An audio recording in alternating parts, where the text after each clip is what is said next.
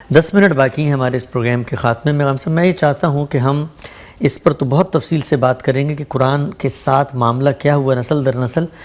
یہ بتائیے گا، ابتدا ہم کرتے ہیں، رسول اللہ صلی اللہ علیہ وسلم کے عہد میں محفوظ ہے، اس میں کوئی شک شبے کی گنجائش نہیں ہے. آپ نے علم اور عقل کی بنیاد پر اس چیز کو بڑی تفصیل سے واضح کیا. یہ بتائیے کہ دنیا میں کسی چیز کو نقل کرنا، کسی چیز کو آگے پہنچانا، اس کے ذرائع کون کون سے ہیں، اور قرآن مجید نے کون سا وہ ذریعہ اپنایا ہے کہ جس کے ذریعے سے اس کی ٹرانسفارمیشن، اس کو نقل کرنے کا عمل جاری ہوا؟ یہ میں یہاں پر آپ سے عرض کروں کہ ہم تھوڑی دیر کے لیے، یعنی ان 5-10 منٹوں کے لیے ہم مذہبیات کی بحث سے نکل جائیں. ٹھیک. یہ جو تاریخ ہے، ظاہر ہے کہ جس وقت کوئی واقعہ پیش آئے گا، آج ایک واقعہ پیش آتا ہے، اس واقعے کو تھوڑے دنوں میں تاریخ بن جانا ہے. رسالت مآب صلی اللہ علیہ وسلم کی بعثت ہوئی، رسالت مآب صلی اللہ علیہ وسلم عرب میں تشریف لائے، آپ پر قرآن نازل ہوا، یہ واقعہ ہو رہا ہے. اس وقت تو نہیں ہو رہا نا جی، یہ آج سے 14 صدی پہلے ہو رہا ہے. یعنی رسالت مآب صلی اللہ علیہ وسلم کی بعثت، آپ کا خاندان، وہ علاقہ، یہ جتنے واقعات پیش آ رہے ہیں وہ تاریخ کے ایک دور میں پیش آ رہے ہیں. اب یہ جو تاریخ میں واقعہ پیش ہوا ہے، اس نے آگے منتقل ہونا ہے. جی. اس کے آگے منتقل ہونے سے جو علم وجود میں آتا ہے اس کو تاریخ کا علم کہتے ہیں. ٹھیک. یعنی یہ رسالت مآب صلی اللہ علیہ وسلم یا آپ کی تاریخ کے ساتھ کوئی خاص بات نہیں ہے، دنیا میں ہر جگہ ہی ہوگا. آپ تھوڑی دیر کے لیے یہاں سے نکل جائیں، مغلیہ سلطنت قائم ہوئی ہے، بابر نے ہندوستان کو فتح کر لیا، ابراہیم لودھی کو شکست ہو گئی ہے، پانی پت کی لڑائی میں ہندوستان کا اقتدار منتقل ہوا گیا ہے، اس کے بعد اب وہاں پر ایک سلطنت قائم ہوئی ہے. یہ واقعہ پیش آ رہا ہے نا. یہ واقعہ جیسے ہی پیش آئے گا تو اب یہ جیسے ہی دن گزر رہے ہیں تاریخ کا حصہ بنتا چلا جائے گا. ٹھیک. یہ تاریخ کا جب حصہ واقعات بنتے ہیں اور تاریخ خود ایک علم بنتی ہے تو کیسے بنتی ہے، پہلے اس کو جاننا چاہیے. جی. اس سے پہلے ہم نے، آپ کو یاد ہوگا، کسی موقع پر یہ بحث کی تھی کہ انسان کے علوم پیدا کیسے ہوتے ہیں. اسی طرح یہاں یہ بحث ضروری ہے کہ خود تاریخ کا علم، یعنی تاریخی واقعات کے بارے میں چیزیں منتقل کیسے ہوتی ہیں. ہمارے ہاں بالعموم لوگ یہاں سے بات شروع کرتے ہیں کہ اس زمانے کی ایک تاریخ لکھی ہوئی ہے. یہ ایک مورخ کا بیان ہے، اس سے زیادہ اس کی کیا حیثیت ہے؟ ایک بادشاہ سلامت نے اپنے دربار کے آدمی کو لکھوا دیا. یعنی تاریخ کے منتقل ہونے کا یہ کوئی آخری ذریعہ نہیں ہے. تو تاریخ کیسے منتقل ہوتی ہے؟ اس میں سب سے پہلی چیز جو زیر بحث آتی ہے وہ یہ ہے کہ جو واقعہ ہو رہا ہے وہ کس دور میں ہو رہا ہے. اچھا. سب سے پہلی چیز یہ ہے، کیا وہ پری ہسٹورک دور ہے جس میں واقعہ ہو رہا ہے اور اب ایک داستان کے طور پر ہمارے پاس پہنچ رہا ہے، یا وہ دور بھی تاریخ کی روشنی میں ہے. یعنی جب ابراہیم لودھی سے بابر جنگ کر رہا ہے تو وہ زمانہ کیا پری ہسٹورک ہے، 400 قبل مسیح ہے، 500 قبل مسیح ہے، کب کا واقعہ ہے؟ یہ تو تاریخ کے دور میں اس واقعے کو ہونا چاہیے جبکہ روشنی چاروں طرف پھیل گئی ہے. لوگ عمومی طور پر چیزوں کو نقل کر رہے ہیں. کن لوگوں کے مابین ہوا ہے، یعنی ان کی کتنی بڑی تعداد ہے.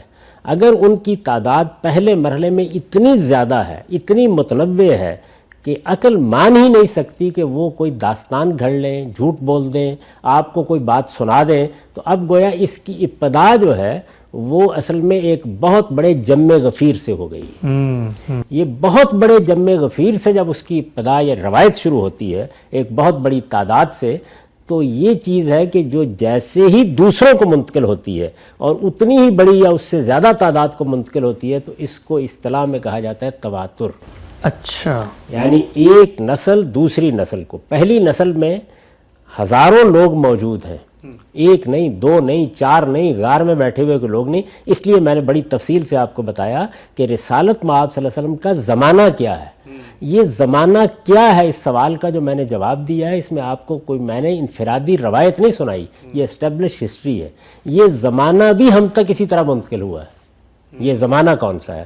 تو پہلا جو ذریعہ ہوتا ہے وہ یہ ہے کہ آپ تاریخ کی روشنی سے واقعے کو شروع کرتے ہیں اور اس دور ہی سے اگلی نسلوں کے لیے ایک جم غفیر، اس کا اتنا بڑا جم غفیر، یہ کوئی 10 20 30 40 لوگوں کی بات نہیں ہے. اس میں لوگوں کو دیکھنے کی بھی ضرورت نہیں ہوتی کہ کون ہے کون نہیں ہے، بلکہ ایک بڑی تعداد منتقل کر رہی ہے. یہ بڑی تعداد ایسے ہی ہے جیسے پورا ہندوستان آپ ہر جگہ دیکھیں اس بات کو منتقل کر رہا ہے کہ ہاں مغلیہ سلطنت قائم ہوئی تھی، ہاں قائد اعظم نے پاکستان بنایا تھا، ہاں مسلم لیگ نے پاکستان کی جدوجہد کی تھی.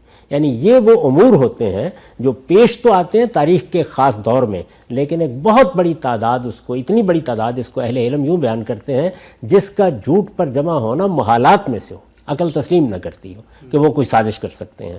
تو رسالت مآب صلی اللہ علیہ وسلم کے اوپر اگر 4 5 10 لوگ ایمان لائے ہوتے, کسی غار میں آپ آئے ہوتے, کسی بستی میں چلے گئے ہوتے, تو یہ چیز پیدا ہی نہیں ہو سکتی تھی. یہ پہلے مرحلے ہی میں اس کا اہتمام ہو گیا, اتنی بڑی تعداد نے اس کو لے لیا.